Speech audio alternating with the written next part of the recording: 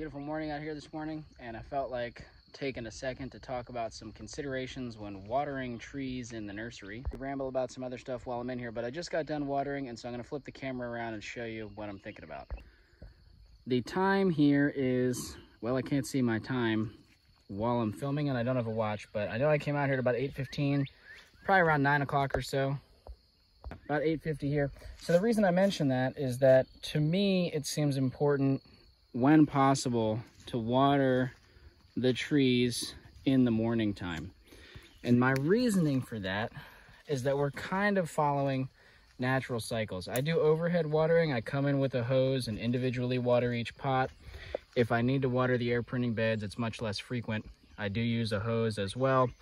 And so we're getting oftentimes a lot of the leaf surfaces wet. You can see I just watered a few minutes ago. Most of these leaves are not wet. You can see some amounts of moisture. It kind of depends. Sometimes I get a little sloppy with aiming the hose.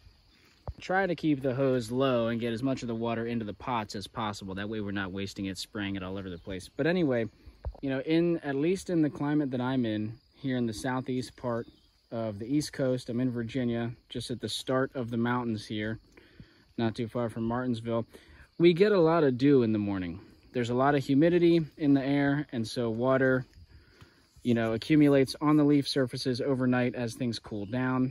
Since these are native trees, they are adapted to that condition, that at some point, you know, it's probably going to peak really early in the morning before I'm awake when it's still dark out. But at some point in the very early morning, they're used to having water on the leaves. So if I'm going to water, I try to come out here in the morning so that it's a time of day where the plants are used to getting water on the leaves. There's a lot of talk in the gardening world, at least, about how overhead watering can be negative because you can promote pathogens on the surface of your leaves, fungal pathogens typically. I'm not sure if whatever's going on here is fungal or bacterial or what, but that's probably the sort of thing that people are talking about can be caused by overhead watering. You know, with any disease in a plant, there's always many factors: nutrition, biology, environmental conditions. It's not one thing. I find, you know, at least if I water in the morning, I have no issues with these. Speaking specifically about growing trees in the nursery, watering in the morning overhead seems totally fine. The thing is, it's morning time, it's not as hot, the sun's relatively low, and the sun's actually behind me. We're facing west right now. I don't want to blind you guys by turning and facing east directly into the sun, but the sun is low in the sky, it's relatively cool, and so that gives this water some time to soak in, gives the plants some time to suck up that water into their roots before it gets hot and the full-on force of the evaporation in the afternoon is on. If you're watering in the middle of the afternoon, you're really fighting the evaporation because it is so hot. Next best time, if you can't water in the morning, would be nighttime, evening time. That'll give the, you know, there's very little evaporation at night compared to during the day because the sun's not out, it's cooler. The flip side is now the leaves are sitting with water on them all night. I would imagine that is somewhat more difficult for the trees to be having wet leaves overnight consistently. One time it's not going to hurt them. They are adapted to rainstorms coming in at the end of the day. That happens sometimes, right? But if you're watering every day and you're always watering at night, the leaves are always wet going into the night. There's no sun to dry off the leaf surface. Potentially not the best idea, but I wouldn't be too afraid of it if you're talking about native trees. I haven't experienced any issues myself. I can't say that I've rigorously scientifically tested, oh, I watered this tree every day all season and it was fine, but I wouldn't be overly worried. I think it's worth considering. If you're able to water in the morning, it's probably better, but morning is best, evening time, second best, middle of the afternoon. You can do it, you're definitely working against the sun. The other thing with water that I want to talk about is frequency. And I don't have an exact recipe for, okay, you know, this size container, it's been this hot out, it's been this long since rain, that's when it's not an exact equation, but what I tend to notice is that I have different categories. Anything that's in a small pot, so this is like a 3/4 gallon, really anything under like a 2-gallon pot, anything with open sides, like this container crate, anything, see like all these little small pots here, these are really small, those are kind of medium sized, right? These are all relatively small pots. Fabric pots, they have a really breathable you know, material, and so they evaporate, they lose water faster. Any of those categories, if it's above 80 degrees, I typically water every day. The other thing to consider, your environment, the pot size, the pot material, as well as what tree is planted in it, how drought tolerant that species is, and what your growing medium is. These are all things that are going to affect how frequently you need to water. A lot of potting soils are very quick draining, and so you're going to have to water very frequently. I mostly use leaf compost in my pots, so the leaf compost can hold on to water a little bit longer than something that has a lot of perlite in it. But like I said, small pots, breathable pots, that sort of thing, I tend to water every day if it's over 80. If it's under 80, I might not water every day, but if it's been dry, I'm still going to water pretty frequently. Having said that, I don't think that that is the bare minimum what the trees need to survive. There are periods of time throughout the year where I'm not around and I'm not able to water as frequently, and they absolutely live. You know, it is very rare that I feel like I lose a tree to lack of water. Maybe I shouldn't say very rare. It does happen sometimes, but it's not a super frequent thing in the nursery. I'm trying to water not the bare minimum, but the optimum. I want these trees to be as healthy as possible, to be growing as vigorously as possible, and as strong as they can be to resist pests and diseases. So I try to water as much as the trees can take without overwatering. I try to be at the upper level of what their needs are. But trees are tough, perennials, native plants are tough. The window of how much water they can survive on, I think, is pretty wide. When it comes to a larger pot, like what this ash is in, this sycamore is in a larger pot, we got a willow oak. If we look over here, there's a lot of these red maples in some of these larger pots. If I just step over the aisle here, red maple. I don't know exactly how big this pot is, but it's larger than the smaller ones we were looking at. These pots definitely, even when it's hot, I feel like they can go every other day and be pretty okay. Honestly, there have been times when I've gone longer than every other day with these large pots. And again, the trees have lived. They might have grown a little bit slower than they otherwise would, but you know, I like to go every other day when it's hot. Like I said, it's not an exact science, and this is based on my climate, the potting medium that I use, the fact that I'm growing native trees, and again, that I'm trying to push growth. Like this red maple, you can see, if we go down, the growth point for this year was right around here. If we back up, you know, that is an amazing amount of growth on this tree for 1 year. So that's what we're looking for. We're looking for really vigorous growth, healthy trees. Having adequate water is part of that. A lot of folks will ask me with these air pruning beds, how often do they need to be watered? You know, one of the benefits that's commonly spoken about with air pruning beds is they don't need water nearly as frequently, if at all, compared to potted trees. And that's certainly true. I'll talk about a little bit of nuance with it. You know, again, I'm in the Southeast. I'm in Virginia now. Like I said, kind of at the start of the mountains. So it is a little bit cooler and wetter here compared to where I used to be in North Carolina. This is about zone 7B. Where I was in North Carolina was 8A.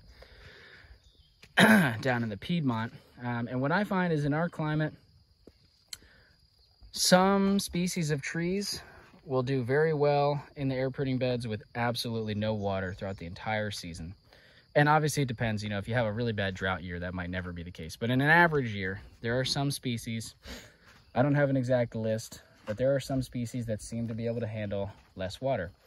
There are others that if you don't water the air pruning beds at all, they will struggle. There's really no exact recipe.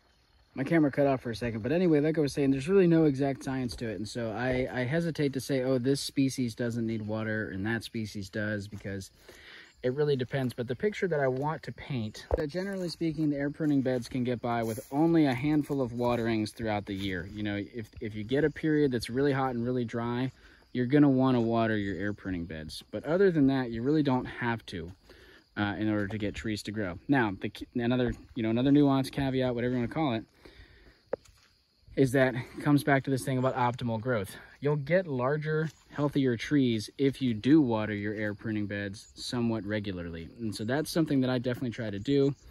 I try to make sure that they get a good soak at least once a week. And so if it rains, I don't worry about it. But if we go a week without a good rain, I'll come in and give them one good soak with the hose, just to kind of, again, we're just to push growth, really push health, and just give them a little bit of supplemental water. And like I said, I don't think that the trees need this to survive, but they will be larger because of it. The other thing, there's a million other things. When you have an air printing bed like this with redbud, the seeds are very small, so I only put down a very light dusting of mulch. You can see it's just like half a centimeter of these pine needles, and then it's bare soil. That's going to dry out way faster than an air printing bed like these hazelnuts, where I have down a very thick, you know, at least an inch, if not several inches of wood chip mulch. See if we can, yeah, right here with this pawpaw, we can see this is a pawpaw bed. Pawpaw germinate very late, so not surprising that they're not awake yet, but there's at least an inch of wood chip mulch on top of this soil. And again, once the trees wake up, now there's not only wood chips, there's also leaves shading out a lot of the surface. When you have wood chip mulch and you have shade from the trees, that's going to slow down the evaporation. Now, to some extent, the leaves are going to be sucking water out of the soil, right? Because they're transpiring water into the atmosphere. But the shade is also helping slow down evaporation. I think the leaves, ultimately, living leaves is a net gain for keeping water in the soil. And so that bed with the redbud seed that we're looking at down there, or this bed, for example, where the germination hasn't been as thick, so there's spots where you can see the mulch, that pawpaw bed where they haven't germinated yet, those beds I might water every few days. This redbud bed specifically, I actually try to water every day because I really want these redbuds to grow fast.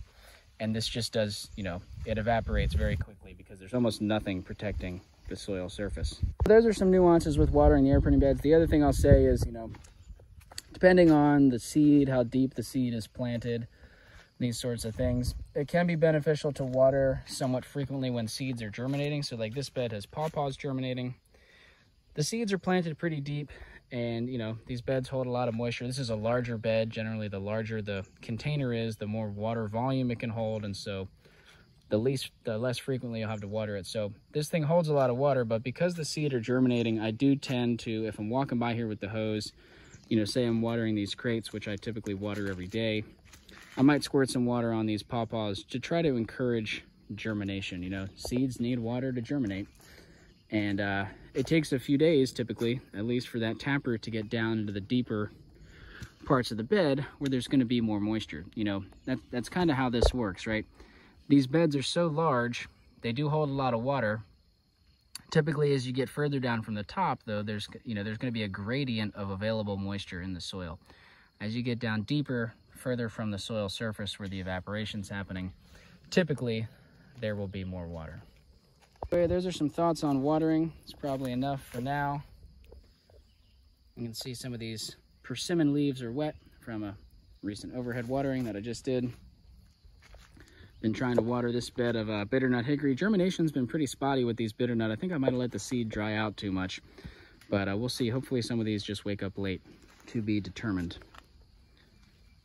If you made it this far, again, I just want to, I don't know if I can say this enough times. Every situation is going to be unique. If you're using a different medium in your beds, if you're working with different species, if you're working in a different environment that gets more rain, less rain, more humidity, different temperature ranges, all these things are going to factor how frequently you have to water. And, you know, again, trees are tough. They can get by on a lot less water than optimum, but if you're trying to push growth, it's really helpful to give them more water. You know, water is a major requirement for plants to grow optimally. They need it for photosynthesis, to make new cells, all these sorts of things. The microbes in the soil need water as well to be mining and creating the nutrients that the plants need. When soil dries down, most of those microorganisms have to go dormant. They have to sporulate, or they have to go into a cyst form, or, you know, they just have to slow down. Metabolism slows down when things dry out. It doesn't mean they die. It just means that things slow down. And so, you know, if you have limited water access, you can still grow trees. They might, you know, they might not be quite as big, but you can still grow them with limited water.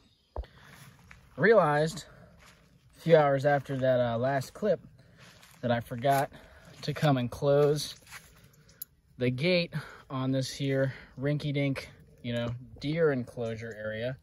Hard to do this one-handed. But anyway, I thought of one important thing that I wanted to mention, and that is shade. If you have shade versus not having shade, that's going to make a very big difference as far as how frequently you need to water. All the air printing beds, they're in full sun. Additionally, they're on top of this area that has the black landscape fabric that radiates a lot of heat. So that's like maximum possible evaporation that you could get. Here, all these potted plants, they do get a lot of sun, but because of these trees over here, and honestly, even though they're far away, these trees over here, because they're up at a higher elevation, moving up the ridge, we actually do get a pretty decent amount of shade in here where the pots are. And that's intentional. I definitely don't want these pots out in the full blast sun because I think they would dry out faster, and I just wouldn't want to water them more frequently than I already do. So shade can be very important. And then I figured while I'm in here, we'll just take a little zoom by some of these trees. Maybe I'll just talk about what's in here real quick. We got some, these are bitternut hickory, sycamore. I'm not gonna name every single tree that's in here, but just wanna, honey locust, right? Some white oak. There's some winged elm here. That's an American chestnut. Some dogwood, redbud. Chickasaw plum here. Really excited about that. This one is larger. This is a smaller one here. Although actually, I only thought it was smaller. It has this big branch right here. Probably about the same size. Sometimes it's hard to tell what's going on from above in this sea of green, unless you really look close. All the branches kind of entangle themselves together. Got a lot of these Osage orange in these pots here, which I'm pretty excited about. Anyway, the picture that I'm trying to paint is that of flexibility. I may at any point in time change how frequently I am or am not watering something based off of conditions I'm seeing. You know, the major way that you're going to want to test this, let's see, I can show you over here. We've got some honey locust germinating in this pot. Something's been eating some of these honey locusts that are germinating, so that's an issue. But the way that you want to test, and I just watered these, so it's going to be very wet. You know, typically you want to stick your finger in there, see how wet things feel. This feels very wet because I just watered it. Again, hoping some seeds will germinate in there. If you're unsure, just by sticking your finger in, one thing you can do, might be hard to show with this because it's so dry, but they called the squeeze test. If you can get a fistful of the material, squeeze it as hard as you possibly can. Obviously this is very dry and crumbly. If it's that dry, you definitely want to water, but you want like 1 or 2 drops of water to come out. If you've got more water, more than 2 drops, that is definitely very wet. I would not water. I would let it dry out a little bit. You know, if you get no drops of water, it's probably good to add a little bit of water. Like I said, the optimum moisture is typically 1 or 2 drops from a real good squeeze of your hand. And so you're going to want to be using that. I don't do that every day. Sometimes I don't even do it every week, but ultimately it's good. And I try to not get too much into just a routine and habit of, oh, I water every other day or I water every day just because. I do try to evaluate, you know, because there are times when I think I'm watering enough, but actually the pots are getting really dry in between waterings. Or there's other times where I think I need to water and I go in there and actually it's still pretty moist. And so I don't need to go and spend the time.